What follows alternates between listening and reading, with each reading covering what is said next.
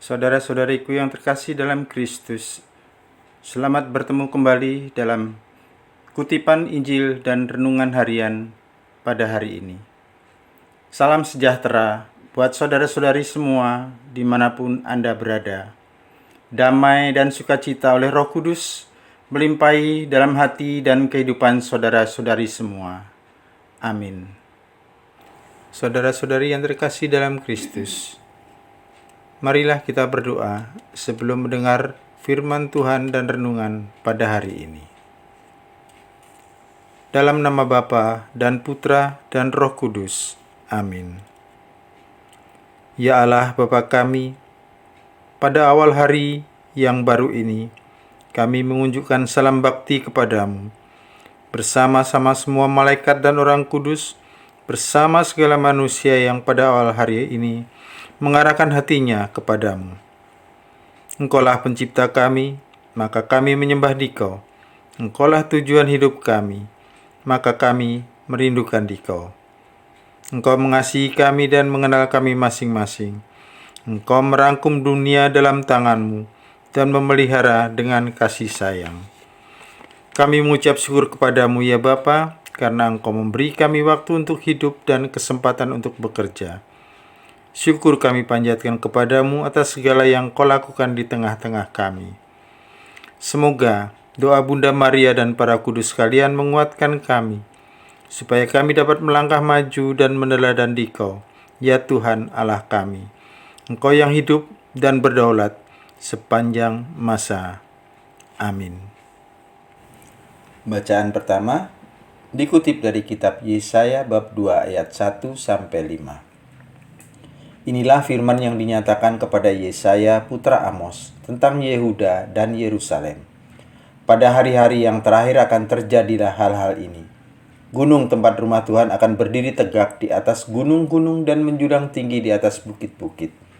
Segala bangsa akan berduyun-duyun ke sana dan banyak suku bangsa akan pergi serta berkata, "Mari kita naik ke gunung Tuhan, ke rumah Allah Yakub, supaya Ia mengajar kita tentang jalan-jalannya, dan supaya kita berjalan menempuh jalan itu. Sebab dari Sion akan keluar pengajaran, dan dari Yerusalem akan keluar sabda Tuhan. Tuhan akan menjadi hakim antara bangsa-bangsa, dan akan menjadi wasit bagi banyak suku bangsa. Maka mereka akan menempa pedang-pedangnya menjadi mata bajak, dan tombak-tombaknya menjadi pisau pamungkas. Bangsa yang satu tidak akan lagi mengangkat pedang terhadap bangsa yang lain, dan mereka tidak akan lagi berlatih peranang. Hai kamu keturunan Yakub, mari kita berjalan dalam terang Tuhan." Demikianlah sabda Tuhan. Syukur kepada Allah. Mazmur tangkapan. Refrain, aku bersuka cita ketika orang berkata kepadaku, "Mari kita pergi ke rumah Tuhan." Aku bersuka cita ketika orang berkata kepadaku, "Mari kita pergi ke rumah Tuhan." Sekarang kami berdiri di pintu gerbangmu, hai Yerusalem. Refrain, aku bersuka cita ketika orang berkata kepadaku, "Mari kita pergi ke rumah Tuhan." Untuk bersyukur kepada nama Tuhan sesuai dengan peraturan bagi Israel, sebab Yerusalemlah ditaruh kursi-kursi pengadilan, kursi-kursi milik keluarga Raja Daud. Refrain, aku bersuka cita ketika orang berkata kepadaku, "Mari kita pergi ke rumah Tuhan."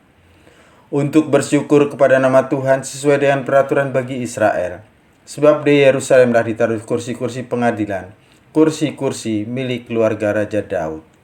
Refrain, aku bersuka cita ketika orang berkata kepadaku, "Mari kita pergi ke rumah Tuhan." Berdoalah untuk kesejahteraan Yerusalem. Biarlah orang-orang yang mencintaimu mendapat kesentosaan. Biarlah kesejahteraan ada di lingkungan tembokmu dan kesentosaan di dalam purimu. Refrain, aku bersuka cita ketika orang berkata kepadaku, "Mari kita pergi ke rumah Tuhan." Oleh karena saudara-saudara dan teman-temanku hendak mengucapkan, "Semoga kesejahteraan ada di dalammu," oleh karena rumah Tuhanmu, Allah kita, aku hendak mencari kebaikan bagimu. Refrain, aku bersuka cita ketika orang berkata kepadaku, "Mari kita pergi ke rumah Tuhan." Haleluya, haleluya. Ya Allah, pulihkanlah kami, buatlah wajah-Mu bersinar, maka selamatlah kami. Haleluya, haleluya. Semoga Tuhan beserta kita sekarang dan selama-lamanya. Inilah Injil suci menurut Matius bab 8 ayat 5 sampai 11. Dimuliakanlah Tuhan. Pada waktu itu Yesus masuk kota Kapernaum. Maka datanglah seorang perwira mendapatkan dia dan mohon kepadanya, "Tuan, hambaku terbaring di rumah karena sakit lumpuh, dan ia sangat menderita." Yesus berkata kepadanya, "Aku akan datang menyembuhkannya."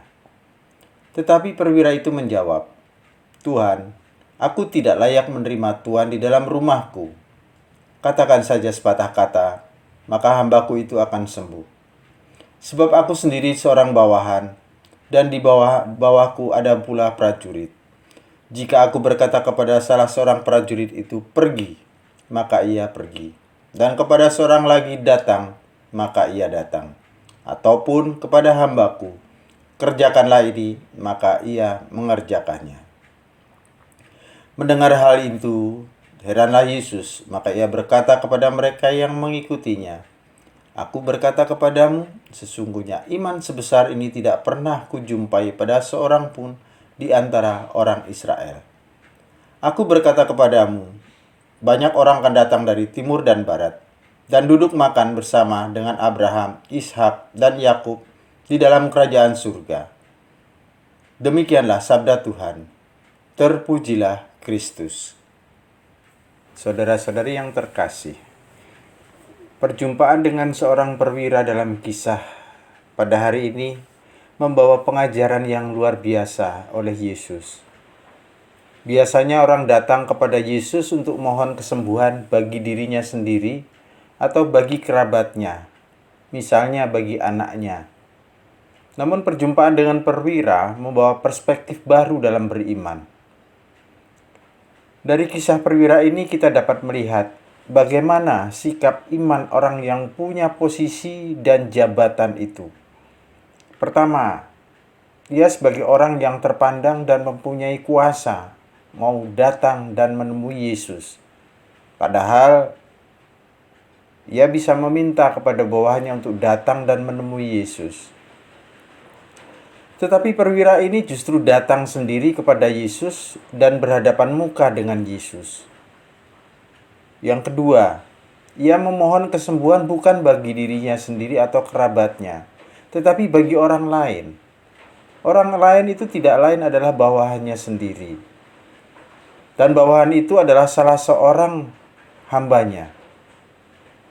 Bisa kita sedikit bayangkan bagaimana seorang perwira memberi perhatian kepada hambanya yang sedang sakit. Ketika ia hanya meminta restu dari Yesus supaya hambanya sembuh, ia menolak Yesus datang ke rumahnya karena merasa dirinya tak pantas. Imannya mengatakan bahwa sabda Yesus sudah lebih dari cukup untuk menyembuhkan hambanya. Seorang perwira yang mempunyai iman begitu mendalam. Saudara-saudari yang terkasih, pada umumnya seorang perwira itu tidak mempunyai kewajiban untuk memberi perhatian sedemikian besar kepada hambanya. Apalagi dalam konteks masyarakat Yahudi pada waktu itu. Seorang perwira yang mau turun tangan atas hambanya merupakan sikap yang sangat langka sekali. Maka bisa dimengerti bagaimana Yesus memuji sikap perwira itu.